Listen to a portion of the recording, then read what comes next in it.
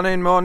We're here on the last day of the Iceland Reykjavik Bridge Tournament. We're walking past Rainbow Road. You can see it much better today down there. That's really nice. It's the pride flag again. And there's tourists all up and down kind of taking photos on it, and there's a big group there. Obviously not seen one like this before. There's a bit in Nottingham. It's not as long, I don't think, but there's a few strips of it in Nottingham. So but yeah, it's you can see it because it didn't snow overnight. There's a lot of snow still around on the floor, but weirdly it's melted quite quick. Like if you look at all the pavements last night, they were covered, weren't they? And then, so I don't know what's happened. I don't know if the sun shines at night or something, I don't know. And but yeah, so we're going down. This is the nicest day we've been here. It's still cold obviously, but there's no wind and there's no snow, and you can actually see the sky a bit. It's not overcast, so that's good. So we're 29th, 31st. I'm really bad at working out what place we're in. We're 31st. Matt and I actually had a better day than we thought yesterday, Butler-wise. So I thought the match that I'd been 2 games, we basically broke even on the Butler. So alright, we'll take it. So we come in, we've got 4 matches today. Our first match is against an Icelandic team of some sort. Don't know. There's quite a lot of Icelandic players, so obviously it's their home tournament, but there's tons of them. I think it's very good. So they're supporting their tournament, and obviously there's people from, I don't know how many English teams there are. There's about 10 English teams maybe, and then there's like 8 USA teams, and then there's the odd Norwegian, Swedish, and whatever team. So it's popular. It is international. But yeah, so that's what we're going to do today. We're going to try our best. There's so 40 boards today, and then tomorrow we're getting up because Matt booked a really friendly time to fly back. Our flight's at 7 a.m. or thereabouts, so we have to get up about 3 a.m. to get the bus to the airport, and that'll be fun. We're just going to take an early night tonight, and then I'll suffer on Monday. So yeah, that's it now. We're just wandering to the venue. And we'll have some beautiful bridge hands for you then. There was a hand yesterday where what I visualised would happen, so I was quite pleased. And it's a lead problem effectively. I didn't really have much to do in the hand after the lead. Matt had a decision later in the hand and he got it right. It was moderately easy, but he was end played. And you have king third, 5 low, 10 third, 2 low, and the bidding goes a no trump on your right, Stamen on your left, 2 spades on your right, 4 spades on your left, and they're playing a weak no trump, so not that it matters much. So you're on lead to 4 spades. They've got at least a 4 spade fit, and your only defence is king third spade. Morning, Adam. Morning. You can talk to Matt while I do this hand. Yeah, sure. So you're on lead, and obviously you're playing imps.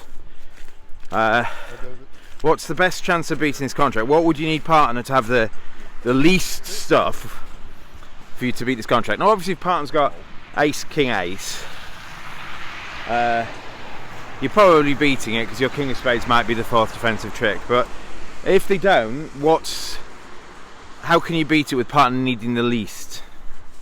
And I visualise the sort of holding you could have. So if partner's got either king x or ace x of hearts, or something like that, maybe even a stiff heart, and a trump holding where declarer can't just bash out ace in another, which is something like queen x or jack x.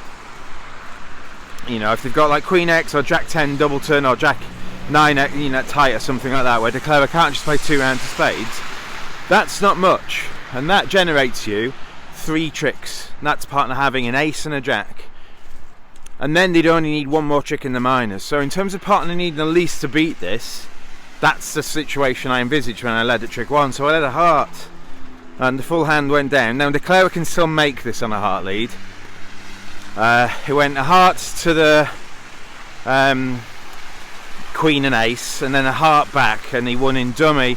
And the way we'd played the hearts, I'd played my second highest and second lowest, as is our system's standard from 5 small, and Matt's played ace in another. So declarer actually doesn't know who's got the doubleton.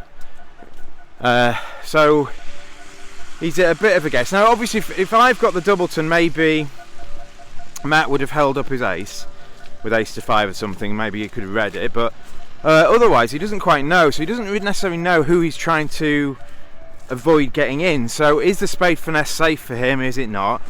And he took the spade finesse, but you can see now, because Matt's got the jack of spades, De Clever can't just kind of bash out ace and another and try and find the queen of clubs. He had to try and not lose to a poor spade split. So he took a spade finesse. I win. I gave partner a rough, which end played Matt, but he worked out that on nearly all holdings, giving his queen of clubs trick up wouldn't cost, because he's probably still going to get his king of diamonds.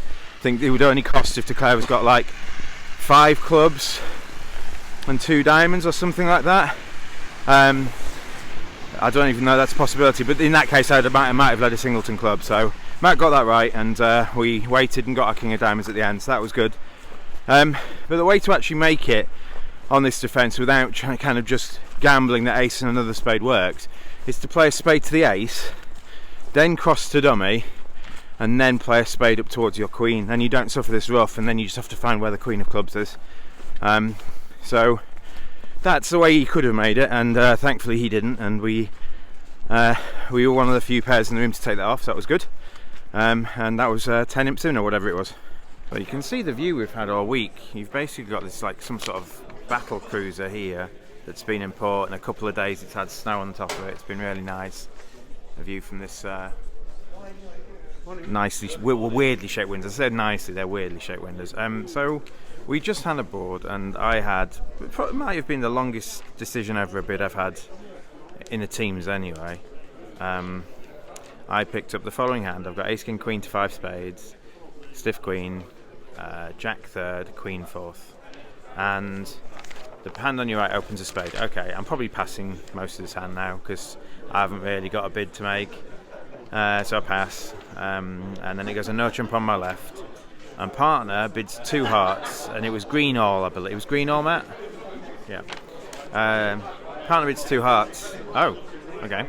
And then the hand on your right bids 3 diamonds. Whoop. So, what do you do? Took me a while, but we play like, you could pass, but you've got the best on the table, and you could be missing game. They could be messing about, or Matt's messing about, or even if Matt's got ace jack 10 to 6 hearts and a card, you might have chance for 4 hearts or something like that if Matt's short in clubs or diamonds. You know them probably short in spades as well, so maybe that's not realistic. But I'm like, do I bid 3 hearts? Well, that's very unilateral. It's very the wrong thing. And if Matt has maybe 7 hearts or something like this, that's great. But if he doesn't, what do you do? Well, I elected to double, and Matt plays every doubles takeout pretty much. But this felt like one of the situations where it isn't. How can you have a takeout double when you haven't come in over a spade and partner's shown their best suit? Partner's got at least nearly always 6 hearts here. So you shouldn't really have a takeout double, I don't think, very often here, because the only suit that's not being bid's clubs. So the second question is, do you want to double for penalties? Well, where are the tricks coming from? So if you double and it goes pass, pass, pass, what do you think? What are you leading? That's a decision you're making. How are you beating this, or is it ever going to make? Well, sometimes they could be in a 5 forfeit, they could be lucky or whatever. But if you lead trumps, where are their tricks coming from? They're not making any spade tricks. Your spades are so good, they're not making any spade tricks. Matt should have hearts, and when he doesn't really have his bid, he can bid 3 hearts. He can pull it. And so on those hands where you might make 4 hearts because he's got like ace jack to 7 or something, or ace king to 7, and he doesn't want to stand 3 diamonds doubled for whatever reason, maybe he's stiff diamond, void diamond, whatever, maybe he's like 1-7, 1-4. I don't know. I mean, it feels like he would have preempted with those, but on the hands where 4 hearts is making, he's pulling it. So it had the biggest upside, I think, doubling 3 diamonds. It's got the best chance of a plus score. I don't think we're ever going to get to a 3N or something our way. The only game we'll get to is if 4 hearts, if Matt pulls it. But the wondrous thing happened. I doubled, and it went 3 spades, pass to me. I was like, okay, I know what to do with that. I'll double that one. So we discussed it afterwards. Well, I'll show you the whole hand. He went for 1100. Not vulnerable. They went 5 off.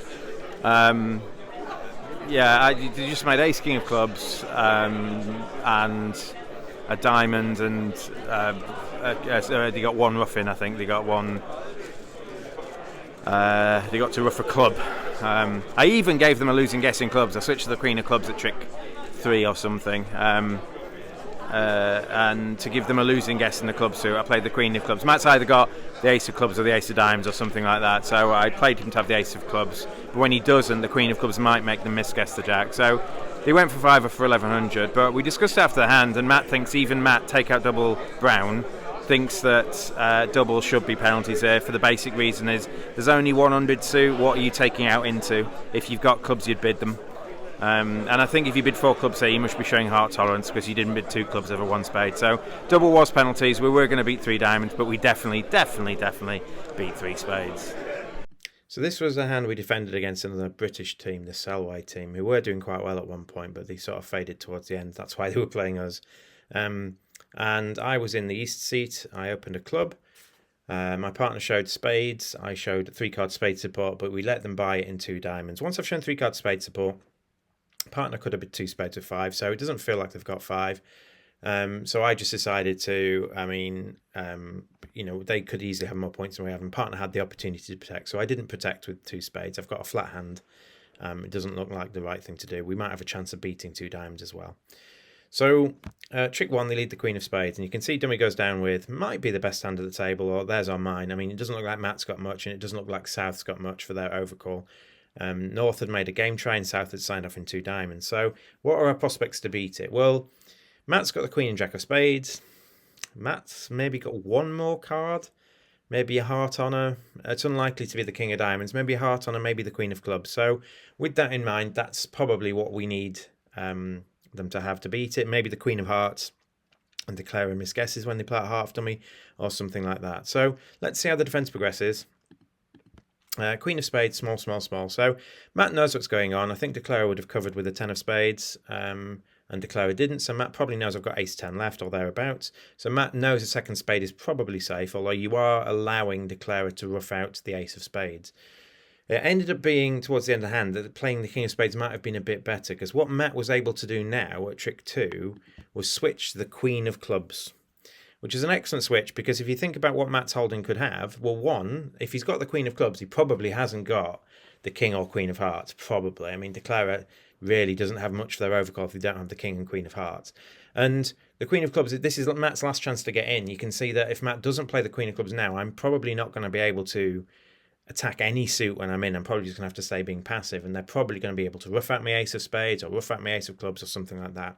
So Matt found a really good switch at trick 2. He played the queen of clubs, which catches the king and ace. And this was going back to trick 1. It might have been correct to play the king of spades at trick 1 just so that it's a bit harder for West to attack clubs. If we play spade spade at trick 1, we might then be Declara might then be able to set the 9 of spades up. So potentially the king of spades at trick 1 was right, maybe not, but it stops his club through. Matt did really well to find the queen of clubs, and now it's us to do. Well, how is Declara going to make this? Well, they're going to be able to have hearts in dummy eventually, aren't they? We can't really attack spades now, and we might not be able to attack clubs if partner's not got the 10 of clubs. Clubs might be frozen or blocked or not great to be attacked. And even if partner has the 10, if partner's only got 3 clubs, we might just be setting dummy's long club up. So what I decided to do at this point is try and stop some heart roughs. And if Declara's got 4 hearts potentially, Declara, it looks like there's something like 2-4-5-2 or 2-3-5-3 or something like that. We actually kind of want them to have 4 hearts, because if Matt's hearts are good enough, potentially we might be able to make some heart tricks. So maybe if Matt partner's got like Jack 9-8 or something of hearts, we might be able to make 2 heart tricks towards the end of this. So I switched to a diamond at trick 2, trick 3, just to try and stop these heart roughs. So Declara wins, and they play a heart off dummy, and I have to play low. If I go in with the ace, again, if Declara's got king and queen of hearts, which is what we think they have, it just gives up the ghost. They're going to easily be able to rough a heart now and so on. So we need to make them use their entries to the north hand quickly, so that they can't rough all these hearts. So there we go. So King of Hearts wins, and what Declara did now is they exited with their 9 of clubs. Now, this feels like they're only going to do this when it's singleton, so at this point, you're pretty sure Declara's shape is something like 2-4-5-2. And with that in mind, our aim is to play partner for a good enough heart holding that we can potentially set some heart tricks up at the end. So it went 9 of clubs, which we win. Matt lets us win this because he wants us to play a second trump. And it probably means if he had 10x rather than 10 third left, he might have taken it with 10x, playing me to have the long clubs. So I was able to play a second diamond. And when Matt follows to this, you pretty much know the shape of the hand now. Pretty much certain that Declara is 2-4-5-2. And they win this, and they play a second heart off. Now, if I duck this, they win the queen and ruff a heart. So I need to win this. And if Matt's got the queen of hearts, queen third, Declara might have a guess as to whether to pin something or drop it. So I take the ace of hearts, and what we need to do now is stop the heart ruff. But Matt's played the 9 of hearts now. So Matt's probably got jack 9x or queen 9x, depending. So not the best. It doesn't look like we're going to get a heart trick potentially, but we'll see. Jack of diamonds, they won the king. And now what they do is they played their diamonds out. They played a diamond, but we know the shape of the hand. We can just discard a club, and then when they played another diamond, we can just discard a spade. And now Declara sat and thought. I'll show you the full hand now. We'll put them to a guess. Declara sat and thought. So that's Declara's hand at this point. And Declara is missing the jack of hearts, the 10 and 9 have gone, and Declara is missing the ace of spades. So Declara's got two options here. Declara can try and play a spade to end play me to lead away from my jack of hearts, looking like that because I've shown 3 spades and I've thrown the 10 of spades away now. So Declara knows I have 1 spade and 2 hearts. So Declara's got the opportunity now to throw me in with the ace of spades to lead away from maybe the jack of hearts. Or Declara's got the opportunity to play the queen of hearts and drop Matt's jack. So that is the full hand. And there is a winning option. Obviously, the winning option is to play the queen, but there is a logical reason for why that's right as well. And Declara eventually got it right, is Louise Selway, so well done. She got this right. She played the queen of hearts and the jack fell. So 8 tricks were claimed, they just conceded a spade at the end. But if we just look at the whole hand, if Matt had 9 small of hearts, playing the 9 is a misplay on the second heart. So when Matt played the second heart, if he didn't have exactly jack 9x, he's misplayed. So Louise counted that out and did that. But you'll notice how close the defence was to beating it. It was a great great club switch trick 2, given the opportunity when he retained the lead. But how close we were to beating it, all you need to do is swap the 8 and 7 of hearts around and we beat it by 1. So we actually gained 2 imps on the board. Teammates were making 150 and 1 no trump, so well done them. But I quite enjoyed the defence, and the decision that South had at the end was quite interesting too. So we've just had a nice Joe and the Juice. I went there in New York actually. It's a juice bar. I had a coffee, Ewan had an apple, Zach had a sandwich, and Matt and I had some of the hot dogs from this well-recommended hot dog place. It's pretty good. Nothing special, but they were very nice. So we're 2 matches out. We're 2 matches down today out of 4, and we lost that match 15-5-ish. Matt and I, a lot of them followed suit. We beat a game that shouldn't be beaten. I'll say they beat it for us. But then this hand was basically the whole match came down to this hand. I'll put the north-south hands on the screen, and you get to 7 diamonds after a relay auction. At one of the tables they got to 7 diamonds, and it's what is the best line to play in 7 diamonds here. So they lead the 9 of diamonds at trick 1. You're playing it by the hand with 4 diamonds. And if you count your tricks, you've got 6 diamond tricks, you've got 3 aces, gets you to 9. And then you need to make 4 more tricks. So obviously you can ruff hearts in hand. You can get, if you draw trumps, you can, and trumps obviously on the first diamond they both follow. So trumps are 2-1. So you can ruff 2 hearts in your hand, which gets you to 11, and then you need to either set the clubs up or some other line here. You probably need to set the clubs up for a spade discard, and then either take the heart finesse or hope the clubs come good. So there's lots of ums and ahs, and it feels like every line is around 50%-ish. But what's the best line? What is the line to take to make it? So our opponent won the diamond in hand, and they played ace of clubs and roughed the club. And when the club was roughed, the hand on your right played the 10 of clubs. Okay, so obviously they're not going to give you true count against a grand or something like that. And you play a diamond back to your hand to either rough a club or take a roughing club finesse or something like that. And on the diamond back from hand, west follows, and east, the opening leader, whichever way around the diagram on the screen is, apologies if I've got those wrong, but the person who led the 9 diamonds trick 1 discards the jack of spades. So what are your thoughts now about what's happened? Well, the 10 of clubs has popped up, so that could be from king 10x, but it could also be from 10x. The 10 of clubs actually fills your clubs in, so now if you get the clubs right, you make it. You just need either roughing club finesse or king 10x of clubs on your right.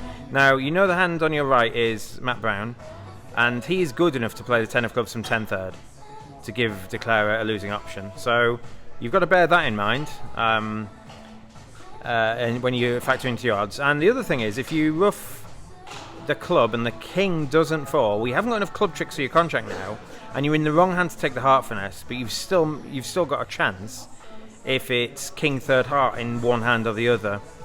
So it feels close in terms of percentages. I don't know what's right. So basically if we narrow it down to, it's the club finesse, the roughing club finesse, which is 50%. If the 10 of clubs is a true card, then it might be slightly more than 50% because they're always going to play the 10 from 10x and king 10x. So I don't know. I don't really know. But let's say it's 50% to take the roughing club finesse. Or you can play for king third club offside, and roughing the king out also makes you the contract. And that line also has extra chances if it's king third heart in one hand. And can it really be king third heart? That's the issue. When your left-hand opponent, knowing your shape, you've relayed out, you've shown a singleton heart in your hand. When your left-hand opponent throws a spade away, why aren't they throwing a heart away? Could they have king third heart? I mean, if they've got 5 hearts and the partner's got king third, they can throw a heart easily. So there's a lot of holdings maybe where they throw a heart away here, because you've shown 3 spades, you've shown effectively 3-1, you've shown 3-1-5, you've shown 3-1-4-5. So I don't know. I think it's right to take the finesse. Gavin Wolpert took the finesse, and our opponent did not. And some other tables again, and the finesse fails. Matt had king 10x exactly, and the annoying thing is he's good enough to play the 10, so him playing the 10 shouldn't give you any inkling that it's exactly king 10x, because he's going to be playing the 10 from nearly any holding he's got. So our opponent maybe didn't know Matt, or didn't figure this person to my right is good enough to play the 10 from all holdings, and just thought the 10 looks like king 10x enough of the time that roughing is right. I don't know if he'd analysed king third heart as an opportunity. But obviously, if you don't rough the club out, the heart finesse is maybe what you want to take as well. But you're in the wrong hand to do it, and you can't get back to your hand without roughing a heart, you see. So that's why you can't kind of take... You try and rough the clubs out or take the heart finesse, which would be a better proposition, but it didn't work. So we lost 11 imps on the board. Teammates are in 6 diamonds, which obviously missing 3 kings is a much nicer contract to be in, and 7 diamonds feels about 50%, but obviously if the 10 of clubs doesn't fall and clubs are 5-2, even the roughing club finesse might not be good enough. So I wouldn't want to be in 7 diamonds necessarily unless I was behind in the match, and so we lost effectively a 22 imp swing on the board. So that was the match in a nutshell there. So we've got 2 more matches left. Obviously we're like 25th out of 100, 25th out of 93, 25th out of 93, so we're like better than the top third at the moment, so we've got 2 more matches left, so we can still get a high finish. So you pick up ace king jack 10-9, too small, void jack small. Not often you pick up 9 card suits, and as is the one, you're not first to speak, so you can't get a free run here, and the person who preempts out the auction is your annoying partner. They open 4 hearts. So, what do you do? Well, sadly, this came up with our teammates, and they didn't know what bids meant over this. and it's not the sort of thing you should necessarily have discussed. Matt and I had, weirdly. So with Matt, 4 spades would be natural here. So I mean, whether you want to bid that, I mean, whether you want to look for 6 or something. So with Matt and I don't know what I would do. Maybe I bid 5 clubs, which asks for a club control for slam, which is the sort of thing you want to do. And if partner admits to that, you probably just punt 6 spades. With Ewan and Zach, they don't have this agreement. They don't have these agreements because it's very rare when partner opens 4 of a major that you have a better suit to play in. Very rare. I mean, 5 of a minor should never be to play. You should just say, okay, shrug your shoulders and pass. If you have 8 diamonds and a void heart, not much you can do. But in this particular case, there's an argument for 4 spades to be natural. So Ewan tried 4 spades. Zach bids 4N. What did you bid after that? 6 spades? It means Zach doesn't know what's going on. Yeah, so again, in no agreement. Zach's just hedging his bets just in case 4 spades is a cue. And then Ewan gets the 6 spades. And Dummy comes down with the following. Dummy comes down with singleton spades, so they've got some chump support. A singleton ace of clubs, so they've got ruffing value as well. King Jack 10 to 7 hearts and 4 low diamonds. Oh no, 4 times the Queen Jack. So they lead the King of clubs against 6 spades, and this looks like a really good spot now. At least it looks like a spot where you've got play. You've got you can ruff your other club in dummy, and you can ruff a diamond communication back to hand, and then it looks like it's just an heart guess. So Ewan happily set off. He won the ace of clubs, ruffed a diamond, ruffed a club, ruffed a diamond, and played the ace of spades, and trumps for 3-0. And oh my god, trumps for 3-0. And then he played a heart up and got the heart guess wrong. The heart guess is guessable. I'll let you pick what you play now. Would you play the Jack or the King? Make your decision. The Jack is correct. Ewan played the King, and they played the King at our table, but they were in 5 at our table, so we lost 3 imps on the board. At least we didn't lose a big swing on the board. But it's one of those things. So if your partner opens 4 of a major, have you agreed with your current partner, your favourite partner, what 4 spades would be here, or what 5 clubs or 5 diamonds would be here? And it's worth doing, because guessing here, I mean, if you don't have an agreement, you're just bidding wildly. So I don't think it's wild to bid 4 spades with 9 spades, but the fact that they haven't got that agreement meant they were forced this slam. Not a bad slam to be in necessarily. It has play on a trump lead. You just need a heart guess. You just draw trumps, and you need a heart guess because you've got the ace of clubs to get back. So if you guess the hearts right, you make it on a trump lead.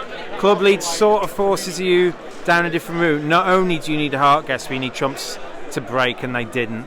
So one suggestion would be to play 4 spades as natural, and to play 5 of a minor as I need a control in this suit rather than cue bidding. It's very rare that partner. It's just more useful to have a control ask rather than start to cue bid, I think. And if you have controls in all the suits, you can just bid key card over 4 hearts. So the difficult hands over 4 hearts are when you've got 2 losers in a particular suit. And if it's not in a good way where normal cue bidding will get partner to bid there. For example, if you've got 2 losing spades or 2 losing diamonds or something, or 2 losing clubs, and you cue 4 spades, it's murky. So it's much better to play 4 of a minor as a control ask. And in this particular case, if you bid 5 clubs, your partner would confess to a club control. Your partner would probably jump to 6 hearts, and then you just correct to 6 spades because you've got more spades than partner has hearts, I think. And even if partners avoid spade, they might come in. So I think there's going to be a lot of the room in 6 spades, which means Matt and my Butler won't be the best on the particular board, but at least we beat 5 for a 3 imp loss. If you haven't seen the pairs events, this is just a very well run here. These are the standings, the final standings. We ended up playing David Gold's team in the last round. So it looks like we're down there in 23rd. If this is current standings, that might be standings going into that. So it actually we're down there. Yeah, we're 20. No, yeah, these are the previous round standings. So we were 23rd going to that round. We played David Goldstein's Snapdragon. We lost by 10 or so. So yeah, there we go. But you can see they do very well here. So they have the boards from the previous sets here. They have how many tables bid what thing, so you can check what you've done at the end. And then this screen refreshes and it has the butlers every minute. It will check and show you the butlers. So I mean, there we go. You can see here's the butlers of the round, and then the next one will be overall butlers as well. So just a very well done event, and there's another set of screens around the corner, so if I'm in the way of everyone, I'm going to move out the way now, but there's another set of screens. I'll just show you. There's teammates checking their phones. There's another set of screens over there, so if you're in the other half of the room, you can check your results there. So just a very well run event. There was a couple of issues with poorly duplicated boards yesterday, but overall I think this has been a very good congress. If you are near to Iceland, I know it's not the most convenient place to get to. If you're near to Iceland, I would highly recommend the Reykjavik Bridge Festival, and it will be here again in 2025, so turn up to that. That's it. We lost the last match to David Gold, as you've seen. It was an enjoyable experience. I always like playing David. The teammates say they played Simon Cope and Dinah Nettleton, so we're there. We're heading back really early tomorrow morning, so we haven't got too much time to socialise. It's only 5 o'clock now, but we probably want to get an early night. I didn't sleep much last night, so we're probably going to go out for a drink or two just to mingle and socialise, and I really enjoy socialising at a bridge event. I think this is one of the main reasons to go. And it's the main reasons to just socialise and meet new people, so that when you go to these things you feel part of a big community. So the Discord lots were great when I go to America, and here there's quite a lot of British people here, quite a lot of English people, or English teams, like 10 plus English teams here, and we played like 3 of them today. So yeah, that's it for us now. So the next time you see me will be the Harrogate Congress. I will be defending my title with Dr. Chris Cooper, and we will be teaming up with Rob Heidi from Discord and Julia Campbell. So that'll be that there. I hope you enjoyed it. It's been pretty good, and the hands are good. Matt was a superstar. He played really well. I think his mistakes totaled fewer than 5. He might say fewer than 3, but we will see. We will argue it. Yeah, I would think it's fewer than 5, maybe 4. He played really well this week, so really well done. I'm a bit annoyed that there weren't more like many intricate hands and squeezes and stuff like there often are. But there was a lot more to the bidding, I think, this time than there has been recently, and the defence rather than declare play. So, it is what it is, and we'll see you for the next video. So, peace out, YouTube.